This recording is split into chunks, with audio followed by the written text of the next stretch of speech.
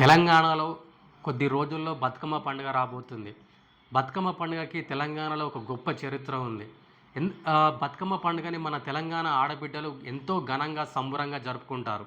అయితే 2017లో ఈ బతుకమ్మ పండుగ కానుకగా 2017లో కేసీఆర్ ప్రభుత్వం బతుకమ్మ చీరల పంపిణీ కార్యక్రమాన్ని మొదలుపెట్టింది. దాన్ని 2023 వరకు కొనసాగిస్తూ వచ్చింది. అయితే ఈ బతుకమ్మ చీరల పంపిణీ కార్యక్రమం ఏంటనంటే తెలంగాణలోని ఆడబిడ్డలు ఎంతో సంబరంగా జరుపుకోవాలని, ఈ ఆచారాన్ని ఎప్పటికీ కొనసాగించాలని ఒక ఆలోచనతో కేసీఆర్ ప్రభుత్వం ఈ బతుకమ్మ కానుకగా చీరలనైతే పంపిణీ చేయడం జరిగింది. అయితే ఈ చీరల పంపిణీ కార్యక్రమంలో చాలా అవకతవకలు జరిగాయని, అంతేకాకుండా ఇవి నాణ్యత లేని చీరలని చెప్పేసి చాలామంది దీనిపై విమర్శ కూడా చేశారు. అయితే ఇప్పుడు ఈ 2023 తర్వాత ఏదైతే తెలంగాణ అప్పటి బీఆర్ఎస్ ప్రభుత్వం మారిందో, అంటే బీఆర్ఎస్ ప్రభుత్వం ఓడిపోయి కొత్తగా కాంగ్రెస్ ప్రభుత్వం అధికారంలోకి వచ్చింది. కాంగ్రెస్ ప్రభుత్వం అధికారంలోకి వచ్చిన తర్వాత అంటే ఇప్పుడు ఇంకో కొద్ది రోజుల్లో బతుకమ్మ పండుగ రాబోతుంది. అయితే ఇప్పటి వరకు బతుకమ్మ చీరలకు సంబంధించిన ఎటువంటి అనౌన్స్ అయితే ఈ ప్రభుత్వం చేయలేదు. ఒకవేళ ఖచ్చితంగా ఈ రేవంత్ రెడ్డి ప్రభుత్వం కూడా అప్పుడు కేసీఆర్ కొనసాగించిన కార్యక్రమాన్ని రేవంత్ రెడ్డి ప్రభుత్వం కొనసాగించదా అని చెప్పేసి మన ఆడపడుచులందరూ ఆలోచిస్తున్నారు. అంతేకాకుండా అయితే ఈ మధ్యలో ఒక సంఘటన చాలా సోషల్ మీడియాలో వైరల్గా మారింది. అయితే రేవంత్ రెడ్డి ప్రభుత్వం ఈ చీరల పంపిణీ కార్యక్రమం అంటే చీరల పంపిణీని అయితే చేయదు.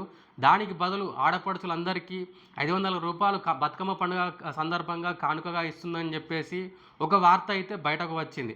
అయితే ఇక్కడ ఆలోచించాల్సిన విషయం ఏమిటంటే, ఒకవేళ రేవంత్ రెడ్డి ప్రభుత్వం ఈ చీరల పంపిణీ చేయకపోతే ఖచ్చితంగా ఈ ₹500 నగదును ప్రతి ఆడబిడ్డ అకౌంట్లో జమ చేస్తదా? ఒకవేళ లేకపోతే నేరుగా చేతికిస్తదా? అసలు ఈ ₹500 ఇయ్యదలుచుకున్నదా అని చెప్పేసి అందరైతే ఆలోచిస్తున్నారు. ఒకవేళ ఇంకొక విషయం ఏమిటంటే, ఇక్కడ ఒక రేషన్ కార్డ్‌కి 500 చొప్పున అనే వార్తలు కూడా వస్తున్నాయి.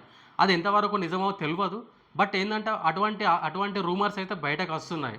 ఒకవేళ ఒక రేషన్ కార్డ్‌కి 500 చొప్పున అంటే ఒక ఇంట్లో 2-3 మహిళలు ఉంటారు.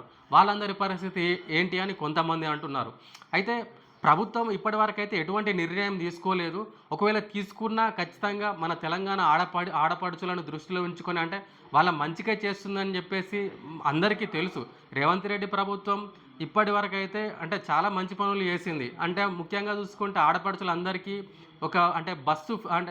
బస్సును ఫ్రీగా, అంటే బస్సులో ప్రయాణం ఫ్రీగా కొనసాగించని చెప్పేసి, ఆధార్ కార్డు ఉన్న ప్రతి ఒక్కరూ బస్సులో ఫ్రీగా ప్రయాణం చేయొచ్చు అని చెప్పేసి ఒక మంచి పథకాన్ని తీసుకురావడం అందరూ సంతోషించదగ్గ విషయమే.